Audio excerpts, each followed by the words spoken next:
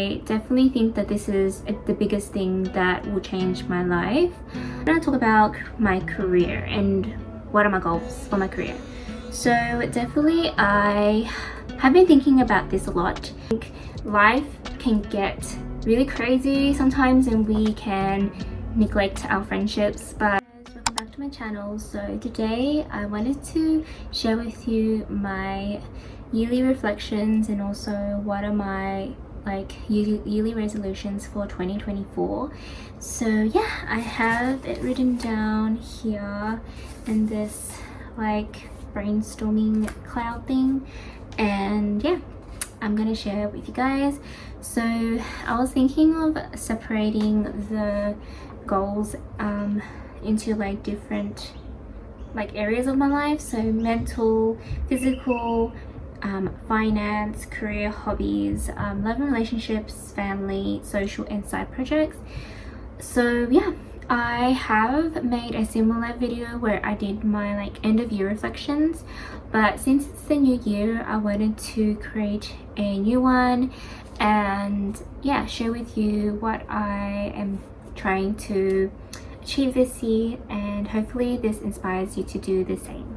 So yeah, let's get to it. So I just wanted to say that no matter how much you do mood boards or manifestation techniques, but you are not really feeling good about it, it's not going to actually work or benefit you. So I think for me, whenever I feel like I am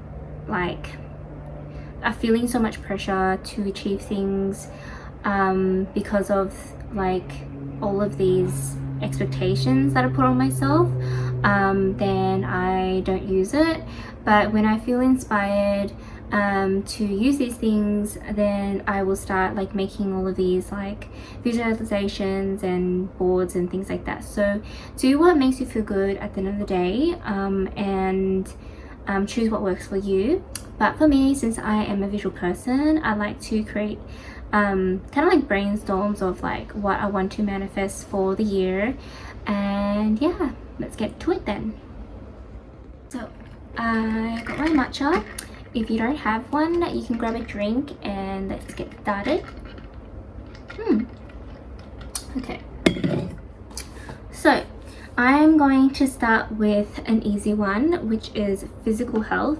So for my physical health, I have definitely been trying to eat more healthy and cook more at home, and this has really helped me feel a lot better. And because I am quite a sensitive person, I do tend to feel more sensitive to things that I eat outside, so oily foods, and I often don't know what people put in the food when I go to restaurants. So that's why when I go out to eat out on consecutive days, I like to recover and eat more at home for the rest of the week. So one of my goals is definitely to eat more at home, and not only does it save money, but it also is so much better for your body. You know exactly how much you're eating and also what you're putting in your body, and people often don't realize that your gut health is actually so important for your mental health. So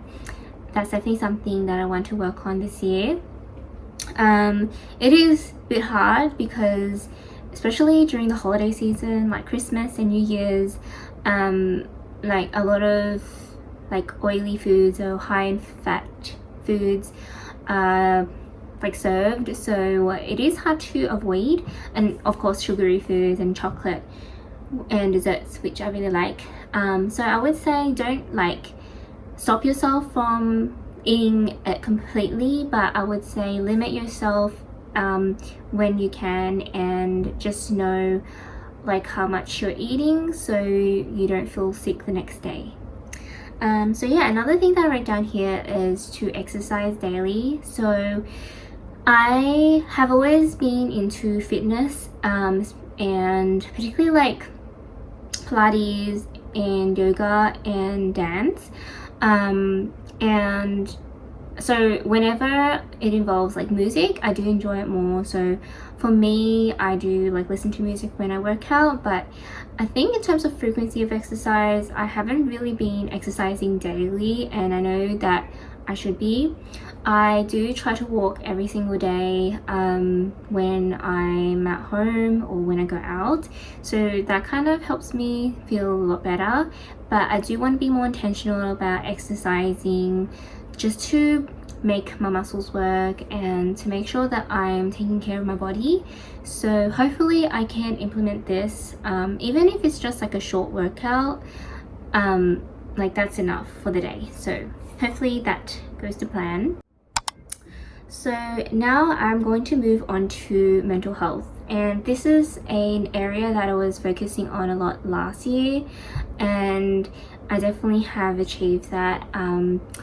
Mental health, I really focused on working on like limiting beliefs, things that I felt like weren't serving me anymore. And it might sound really cliche, but your thoughts really affect how you behave and what manifests into your life. So I really think that once you work on your mindset, you can really achieve what you want to achieve. Obviously, there are other factors that might affect your ability to achieve a goal.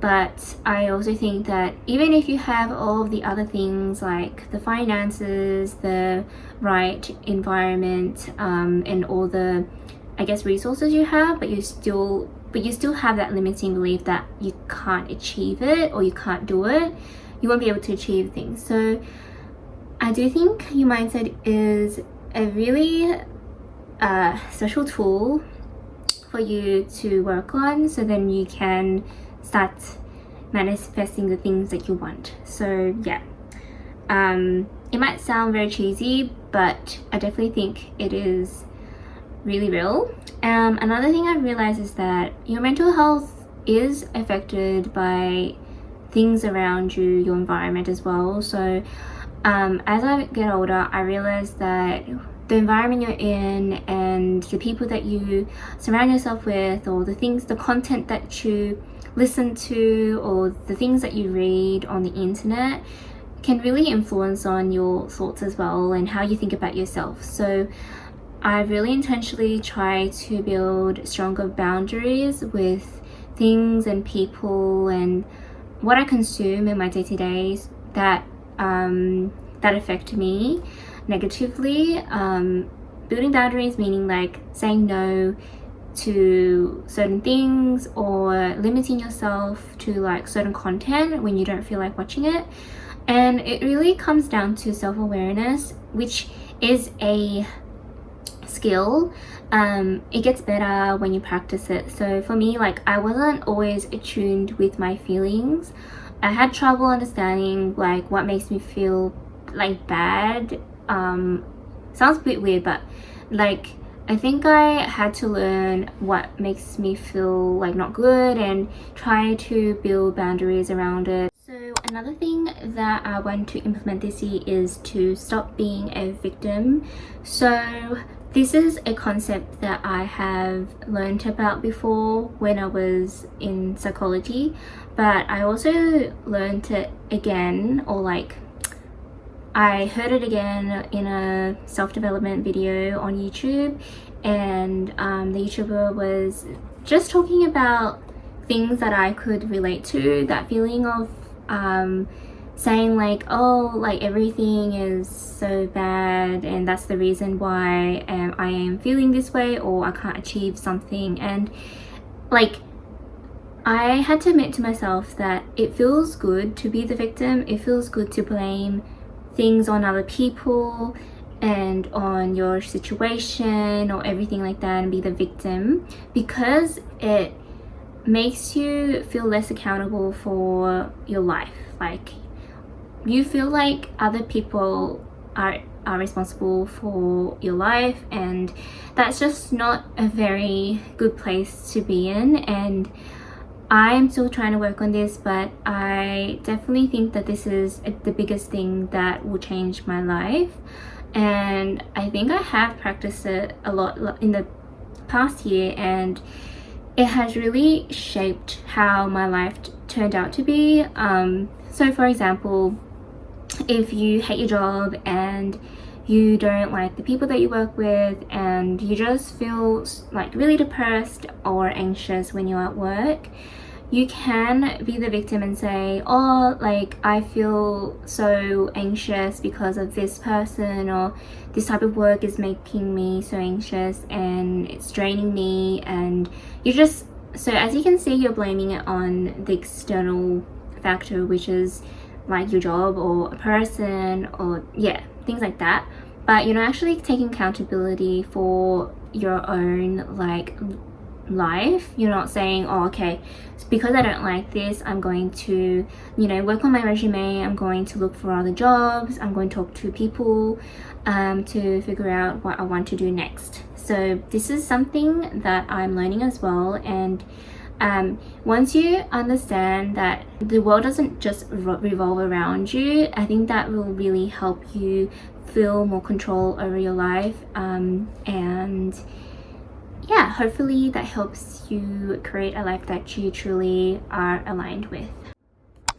Okay, another example I can think of is like when you victim blame yourself in like a relationship as well. So if you are in a relationship and you're saying, oh, this person is not giving me the attention, they're not treating me the way that I want them to, and like all of these things that they have like disappointed you with because you have like a expectation of them to be a certain way, you are victim blaming yourself, because once again you're saying this person's a bad person and that you're the good person in this situation, and that they are, I guess, the bad person hurting you.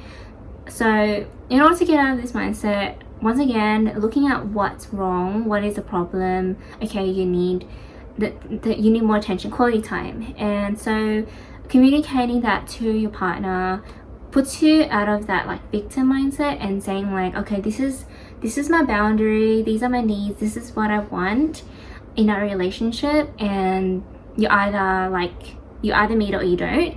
And you continue to discuss with them how you can I guess meet each other's needs, and hopefully that kind of creates a situation where you are on the same level. Okay, so something that I have been doing quite a lot last year is to journal daily. So I have been like an advocate for this because it feels like I am validating my emotions and I can like really express how I feel and reflect on like my day, my thoughts, and really process a lot of things in my life by just writing it down.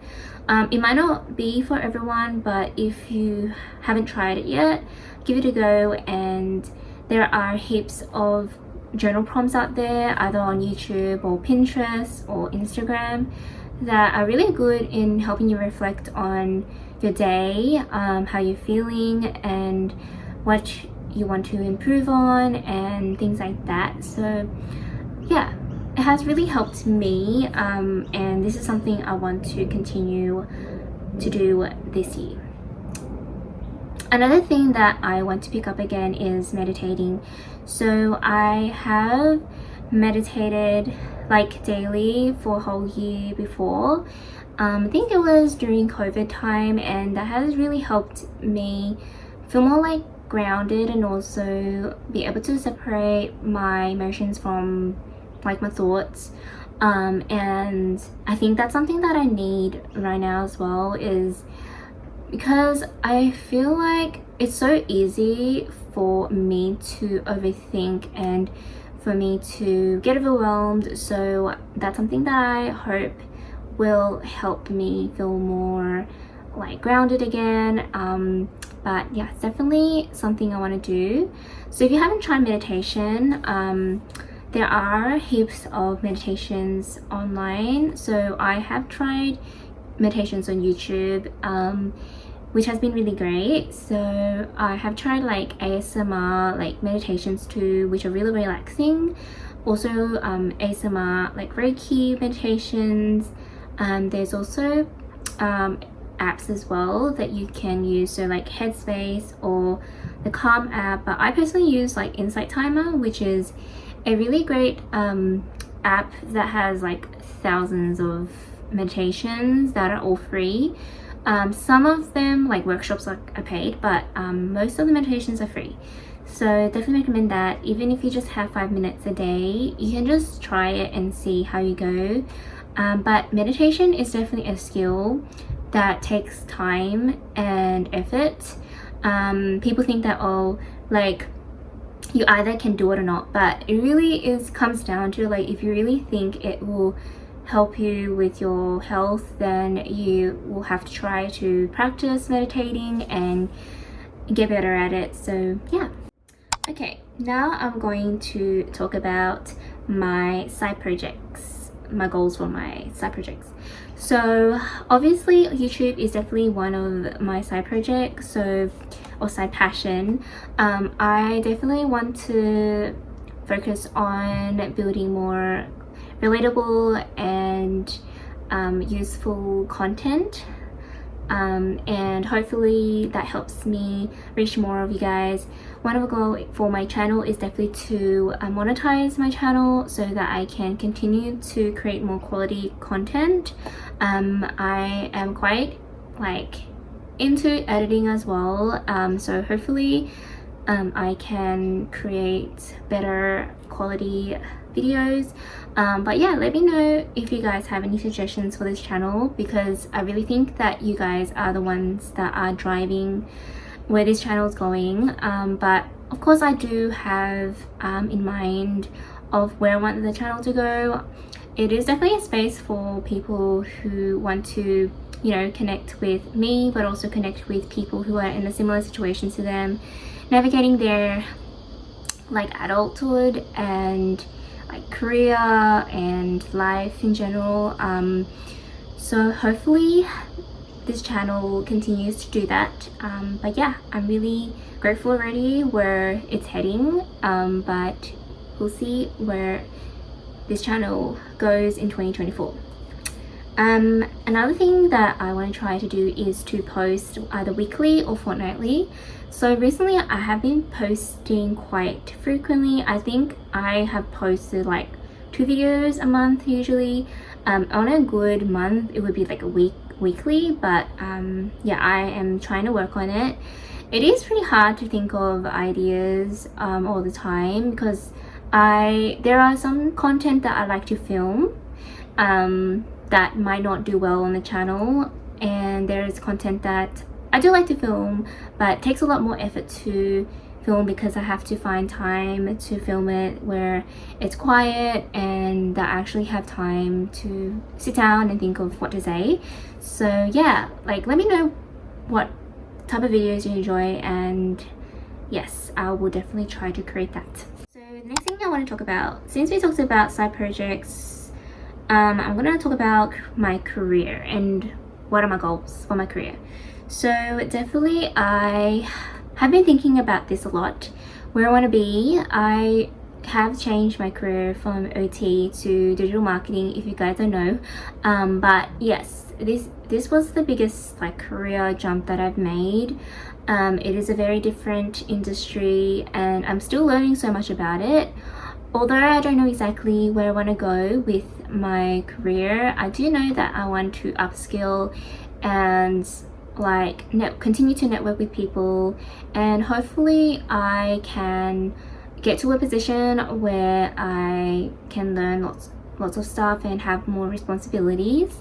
I definitely can see myself doing something where I am challenged, but having the right amount of challenge, and also using my creativity, so, and also like having some sort of impact in some sort of way, but I'm not really sure what that looks like yet. What I wrote down here is definitely to upskill. So if you guys don't know, but a lot of my job is to use Excel, so I definitely want to up my game with my Excel skills. Another 2 things that I am interested in is SQL and Python.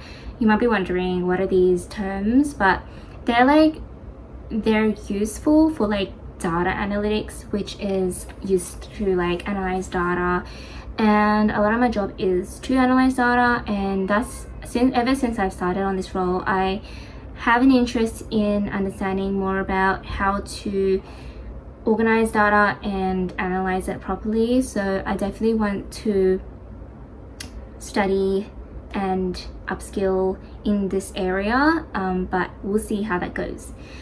Another thing is I definitely want to update my resume. I haven't really touched my resume, but I really am a true believer that you should always update your resume and keep up to date, especially your LinkedIn profile, because you want to put yourself in a position where you're always hireable and employable, even if you have a job already. And because the market's always changing, there's always going to be more skills that you have to learn to stay up to date with things. So I definitely want to do that. Another thing is building a portfolio. So I'm not really sure what this portfolio is going to look like, but I just want to create a portfolio where it shows my skills, like my technical skills, but I'm not really sure what that will look like yet. Probably have to create like side projects or look up things that I can do. But I really think since I am in more of the corporate world now and the data side of things, it's so important for people to see that you have built this type of portfolio to showcase your skills, what you can offer to people, and things that you want to learn and keep like developing. So that's kind of on my mind, but these are all just ideas, so we'll see how that goes. So now let's talk about finance.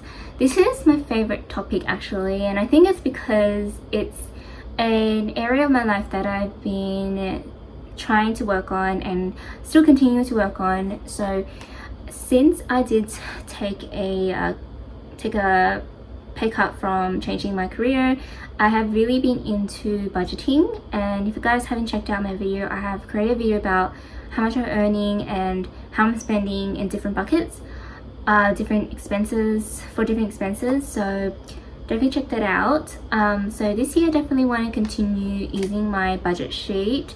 It has been a game changer for me. I have been able to save like close to my goal, and obviously it's a bit tricky with my salary, but I am very close to that goal.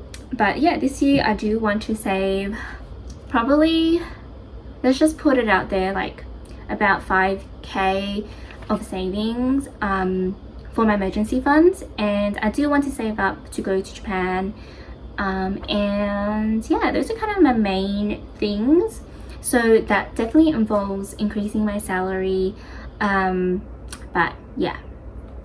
So I am gonna now talk about hobbies and like things like entertainment and stuff. So for this year I do want to continue obviously my YouTube channel. I consider this as my hobby, but I think other than that I do like reading a lot. So I have been reading more like self-development books because I don't know, I feel like this is my phase of like trying to, you know, better my life and trying to learn more about things that I didn't know when I was younger. I'm currently reading 2 books. So The Mountain Is You by Brianna West and Atomic Habits. They're totally different type of books. So one, Mountain Is You, is kind of like a healing book, talks about self-love but also like limiting beliefs, and Atomic Habits is like basically in the title about habits and creating routine to achieve goals. So also it's written by one is written by a male, one is written by a female. So like it gives me 2 perspectives, I guess, a male's perspective on a certain topic and a female's perspective on a certain topic. So yeah, I guess I could learn from both, but we'll see how it goes. But basically that's kind of the 2 books that I want to read. Another hobby that I have is dancing. So I really like dancing and singing. Dancing, I do want to attend more classes and learn from choreographers. But other than that, I think learning dances from YouTube is a really fun thing, and also TikTok. So yeah, me and my sister has been doing that in the past year, so I want to do more of that and take it more seriously, I would say, in terms of trying to learn like how to improve my skills. But it is a hobby at the end of the day, so I don't think I would take it so seriously that I'm gonna make it like a big thing in my life. But yeah, since it makes me happy, I'm going to continue to do it. So we've got 3 more areas left, so I am going to let's talk about love and relationships. So this is something I've talked about in my previous video too, and I think I talked about singlehood and what it's like to be single in my late 20s, and how, you know, how friends around me are getting to like more serious and long-term relationships and what that's like. I have really been fixated on this topic for a very long time. That's why my TikTok feed, like, there's a lot of relationship stuff, and I think it's because this is a topic that we don't really learn in school, and no one really teaches us how to navigate it. And that's why we're so like invested in this, because a lot of people do find it hard to navigate this and find like a healthy relationship, or know how to be healthy themselves. So yeah, something that I wrote down here is to feel safe, calm, and loved. So in a relationship, any sort of relationship that you have, I think these are the 3 things that are so important.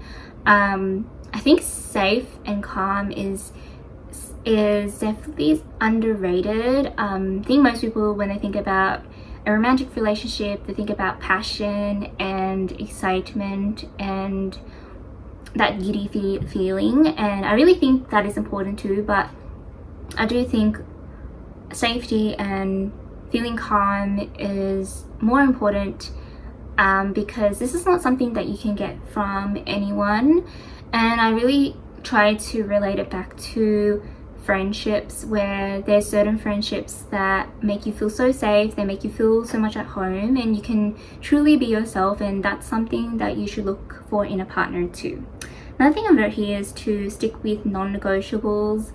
It sounds like a job interview or something like that, but I really think that you should treat finding your partner like finding a job in a way, because like people don't realize how much your partner really affects your entire life and how it will look like. Same thing with like who you spend your time with, like your friends or the jobs that you're in. It does affect how you feel about yourself, your health, your finances, your life. So yes, non-negotiables are usually known as deal breakers. So if there's certain things that you don't like, so for example, if you don't like someone who smokes or someone who lives a certain lifestyle, then it's best to say good luck and let them know so that they can find someone else who accepts them for who they are.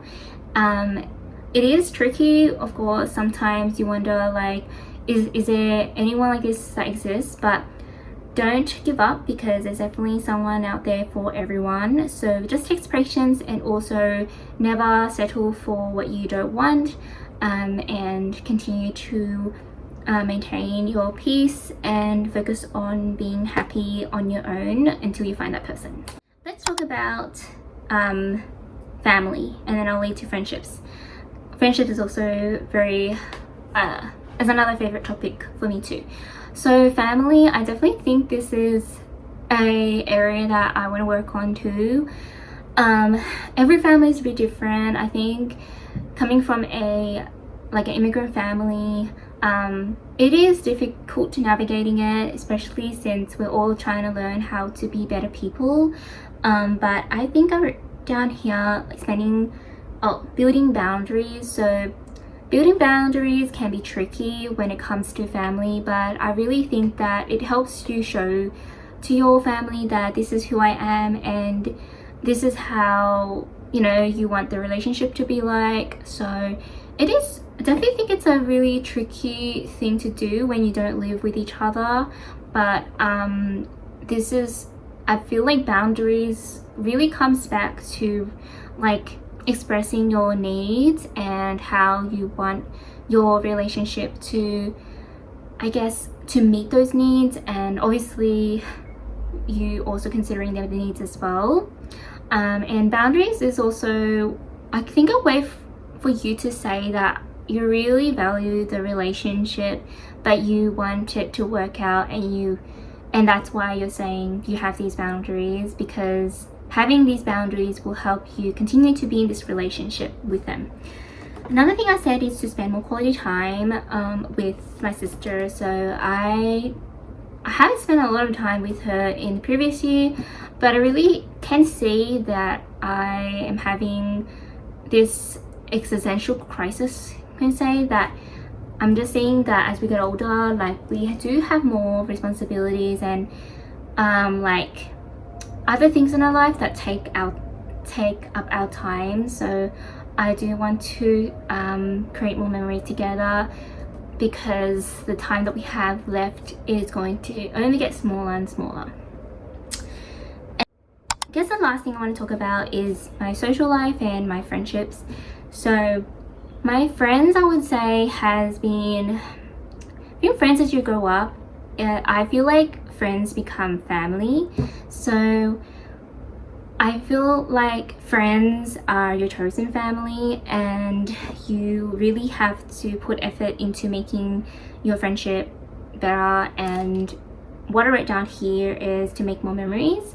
I think life can get really crazy sometimes and we can neglect our friendships, but it's important to check up on each other. You don't have to like go on a like full-on trip or something. You can really just like check up on them and pick times in your month where you can see each other, because I really think it's different when you meet up and talk to each other and spend time with each other. Another thing I wrote down is more board games and home karaoke. So I really like hanging out at friends' homes and just playing games and singing. I don't know, I feel like those are the simple pleasures that I have these days.